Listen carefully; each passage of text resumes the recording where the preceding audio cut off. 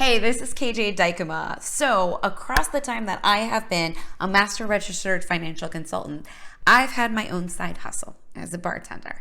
And I've seen some people spend a lot of money. Now I'm going to check out how millennial in Tampa, Florida is living off $110 a year. Let's go. Oh,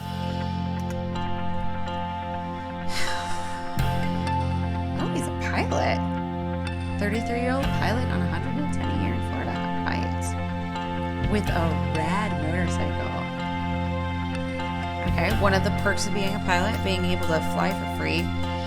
But let's see how he really spends his money right now. My name is Heyman Surya. I'm 33 years old. I live in Tampa, Florida, and I make about $110,000 a year. I guess I thought for a pilot and $110 a year, he must be like a really young pilot, even though he says he's 33. I just expected him to make a little bit more. Maybe it's per the place that they fly with, that they have better status. So let's check it out. Cargo pilot. But he's been flying for 12 years. As a pilot, I would say I would prefer to have more time than money. As an individual, as a couple, there's only so much money you would need to have a comfortable life. So I believe it's finding the good balance.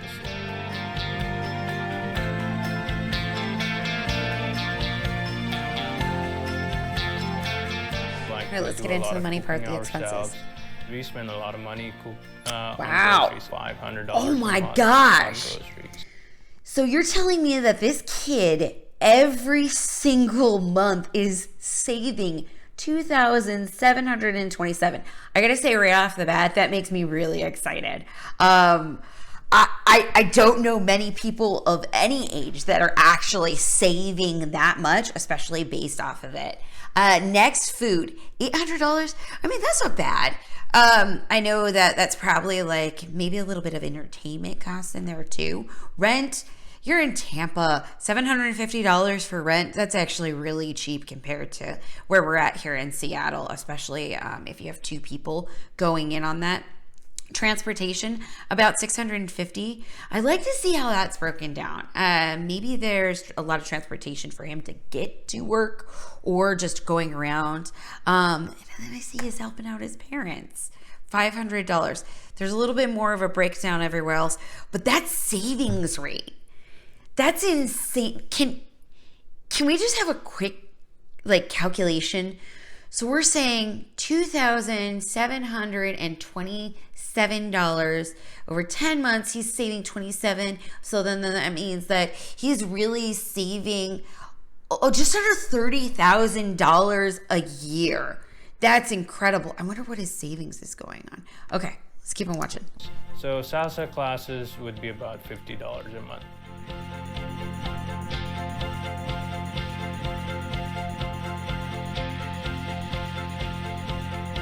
Oh, there's a big portion that's split up in his 401k, so he's maximizing that, putting $1,000 in savings, and then he's doing a little bit in Nepal, investing, about $100. If you didn't have the money, you couldn't afford it. Simple as that.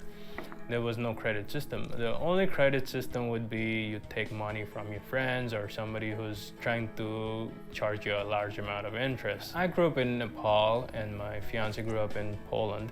The way money works. So this is what strikes me right off the bat. There's no credit system in Nepal. I'm not aware of this. I want to do a little bit more research on that. But with that in mind, now it kind of comes together why he saves so much. Literally, so much goes into savings.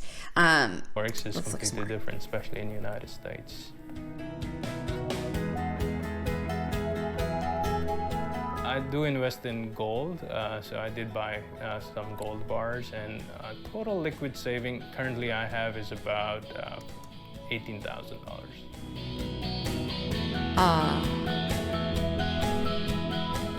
I got into watches because of my colleagues in Taiwan. They love watches. I learned about watches, so I spend some money on watches.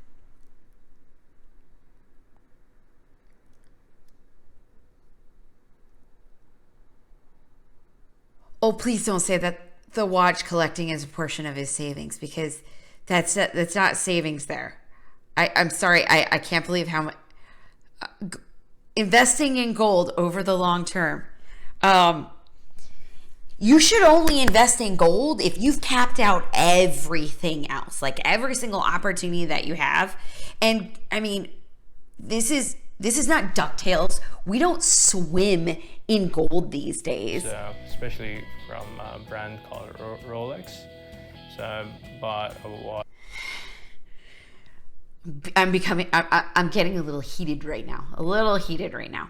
So just a little brand. I don't know if it's well known. Rolex. That's the type of watches that he collects.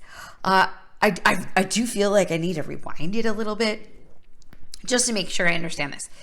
I am hoping that I am not misinformed and that he has this on his luxury items and that this is not what he considers savings. So let me just roll back a little bit, because I can't even imagine investing in gold bars and then investing in Rolex watches as an investment. So I'm going to roll back a little bit. Okay. Back. I do invest in gold, so I did buy some gold bars, and total liquid saving currently I have is about $18,000. He has $18K in savings. That means a savings account.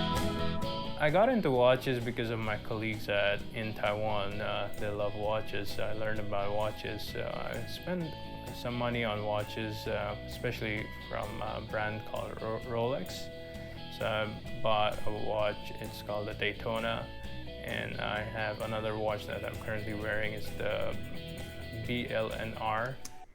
So he didn't really clarify where it says worth his weight, but clarifying actually if he thinks that this is included in his savings and investing in comparison to where he's actually putting that money, if he's spending it or if he considers that savings. $18,000 is a lot.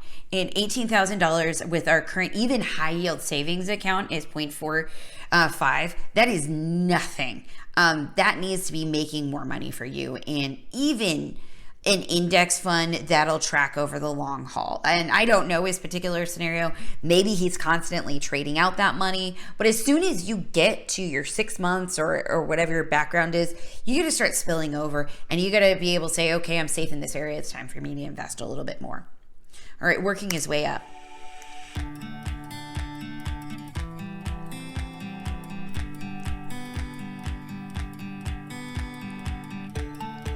Oh, $100 a month in his first job. Oh, we started in Nepal. Okay. So it makes a little bit more sense now why in the beginning I said, hey, that doesn't sound like a whole bunch, but now it kind of makes sense that his experience started maybe in Nepal versus maybe an American track. And I don't know the difference and the vast pay discrepancies that there might be, or even in cargo. So it kind of makes sense now kind of coming back to it.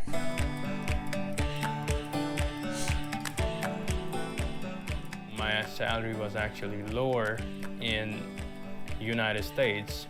My first year salary was about $25,000. Compared to that, for the expenses you have in the United States, it's almost first salary was $25,000. Living below the poverty line in the United States. Wow.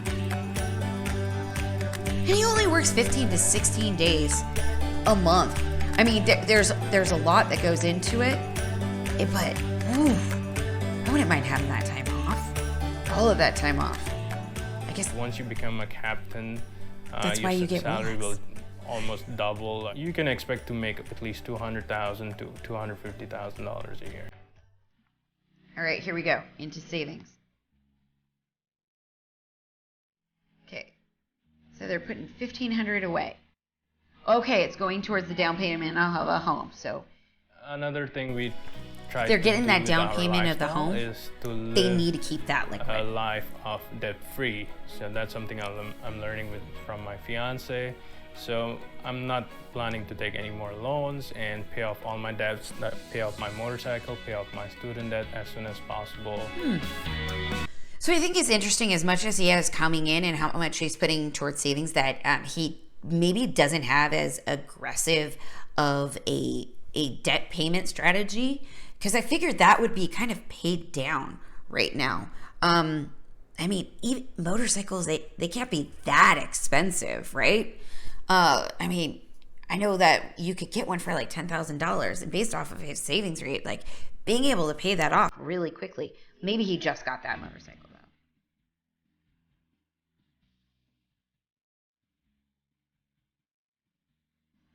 though. $450 a month. So that transportation was all going to it. Me and my fiance, we like to travel quite a bit. Domestically, it's free. Internationally, there might be a tax, or may not be. So last month, I took a trip to visit my parents in Nepal. So I went to India, flew out of New York direct to New Delhi, and came back 3-4 days later, and I spent $0 for that. As a kid growing up in Asia, it's very common for the kids to take care of their parents when they get old. And so I love this fact. I love the fact that you can travel for free, like absolutely $0 out of his pocket. And that's one of the biggest benefits to him doing what he's doing. Being able to go to Nepal for just a couple of days. I mean, who would love the flexibility of that? Now he talks about helping his parents out. Like, this is a very customary thing to do. So it doesn't strike me as anything that's out of the norm. And I really appreciate it, especially since he's in a position where he can, and he's saving the appropriate amount. I want to make sure people that are trying to help out their parents are in that financial space to be able to help them, and it's not at the risk of hurting themselves. it's not necessarily you take care of them by just sending money. It's the parents expect you to be there and physically help them out through their old age. But the least I could do right now is send them money. Nobody's getting put in a nursing home here.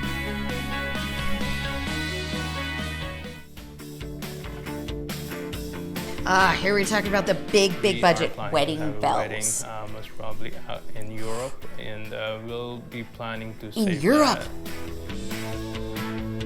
$20,000 for a destination wedding. Whew.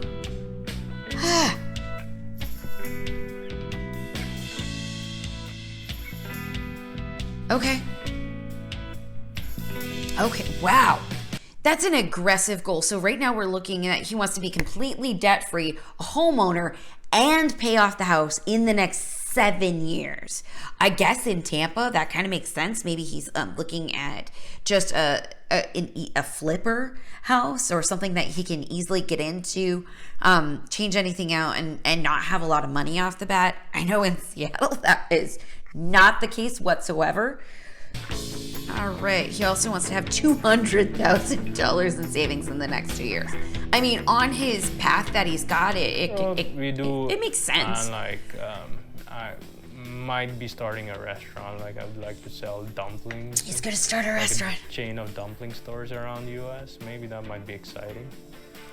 So that's something I'm practicing in my kitchen. Might be on the market in a couple of years. So. All right, his closing remarks are, I'm gonna start a restaurant. Whew. Remember how I told you I work at a bar as a part-time? That's my side thing. I was a restaurant manager for 10 years. And I see people all the time trying to go in the restaurant industry with absolutely no background, but they have that spark of joy in their heart, and they're going to do this. You get started for all the right reasons, doesn't matter. But at the end of the day, if you can't read a profit and loss statement to save your life and you can't have vendor contacts, you are not going to do well in the industry. And it takes a while to get good at both of those things. The process of opening a business is difficult, and you got to have a lot of startup money. So if you don't have somebody who's going to be able to teach you the ways to get it all on board, have all that paperwork ready for you to get everything in order, it is not a turnkey sort of thing. So I love how this guy's saving. I love the fact that he's on this path at 40 years old, being able to do whatever you want to do, even better. It sounds like everything is in order. He's got some expensive habits for sure. So he's going to have to figure out how to wean out of those as he turns into this restaurateur. Well, thanks again. This is KJ Dykema, and I really hope you watch my next reaction video. Quick little disclaimer, of course. All of the information that I'm giving is not pertinent to your situation. So you need to seek out a financial professional or a tax preparer for any of this. Hey, look forward to seeing you again.